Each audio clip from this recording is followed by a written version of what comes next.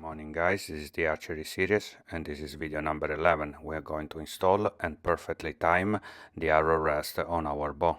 Little word of advice before we start: we always try to keep things cheap, not waste money, but on the arrow rest and sight we're gonna have to spend some money. In general, a good rule is that you spend at least 50% of the value of the bow in an arrow rest and a sight combined. So we are working on a very good bow, or in Cardboard Spider, $1,200, $1,500 worth bow. We're gonna spend just about $500-600 between the arrow rest and the sight. It's an hunting bow, so we're gonna install a hunting specific arrow rest, a quad Ultrarest HD. You can have it personalized with the maker of your bow and with all different colors, and it is, in my opinion, the best value on the market right now for an arrow rest that it's extremely durable, very reliable, and really impressively accurate. We're then gonna need some serving material.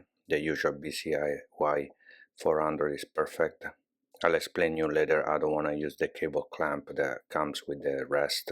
And once again, as every professional bow technician should always do, before you start working, have the mounting instruction and the manual of the accessories you are working on. The mounting instruction of this quad Ultrarest are linked in the description if you want to download them. Make sure the rest is set to 0, neutral, both on the vertical and horizontal adjustment. If it's not, just loosen up the horizontal adjustment screw first, set it to 0 and retie the screw. Hold it fairly tight when you tying the screw. Make sure that turning the screw you don't drag the adjustment up and down. And then loosen up the vertical adjustment screw. Set it to neutral 0, no up and down adjustment, and then tie up the screw again. Put the bow on the vise, hold the arrow rest against the bow riser, match the arrow rest mounting hole with the Bergen hole, and put in the arrow rest mounting bolt into the Bergen hole. This arrow rest has got two positions for the bolt. You need to put it in the back position in a way that the arrow rest is all advanced against the riser. Push the rest forward against the riser very firmly. Make sure that it doesn't move and tie up the bolt. If you guys did everything correctly setting the knocking point, the arrow should run perfectly through the Bergen button. If the arrow is off, just go back to video number 10, reset the knocking point. Do not adjust vertically the rest. If the rest is set to neutral vertically, once mounted, should run the arrow perfectly through the Bergen button. There is a mistake in setting the knocking point. To set the rest on the third axle, as promised, no laser needed, no center shot needed. Just knock an arrow, tilt the bow downwards, leave just a little bit of pitch, enough for the arrow to push slightly towards the rest. Get the spool of the serving material, tie up the end on the string about an inch or two from the D-loop, and then go all the way down up until the tip of the arrow that you knocked with the spool and block it with an elastic. Slide the serving material line away from the D-loop just enough for its other end to end exactly in front of the tip of the arrow. And indispensable for this procedure to work with the bow level, make sure that the bow riser is perfectly perpendicular to the floor.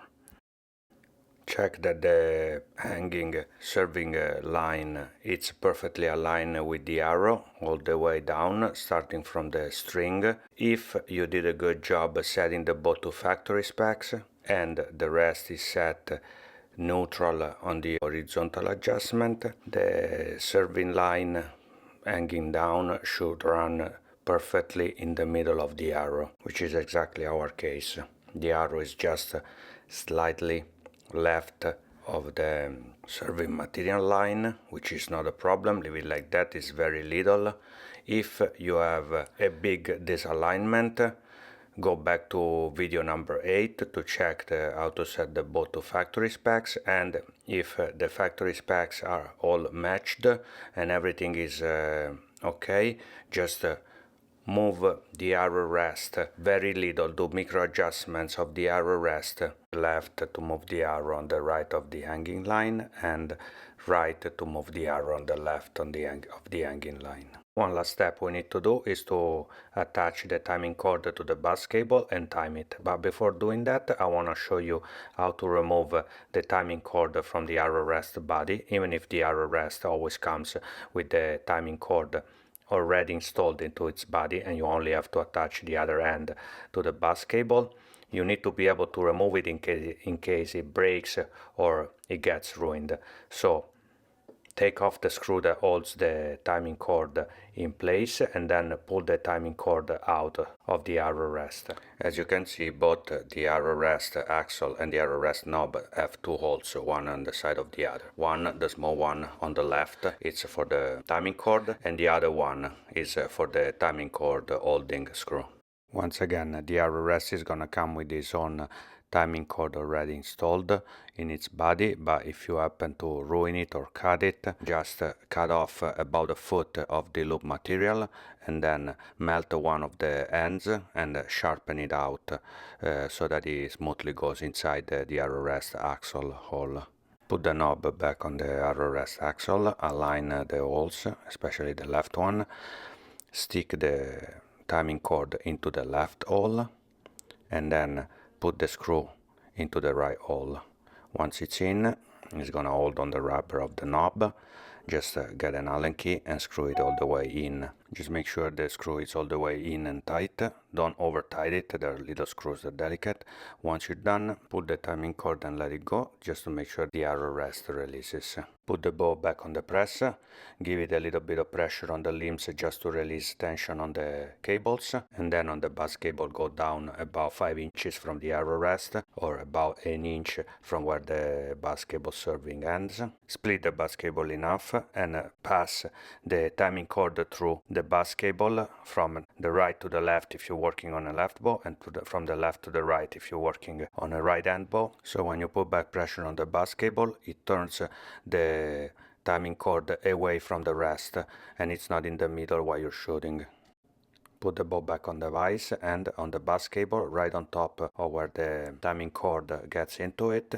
Tie up at least 5 loops of serving very tight. To check how to tie up the serving on the string, go back to our video number 9, link is in the upper right corner. When you're done, cut the excess serving material about 1/4 inch from the knot and then melt it down all the way to the knot and squeeze it to stick it against the serving.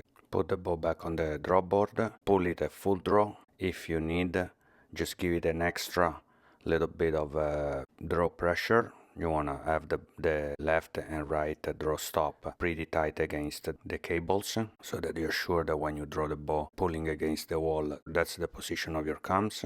With the round nose pliers, pull the timing cord all the way through the bus cable. Make sure that the arrow rest it's a full vertical position.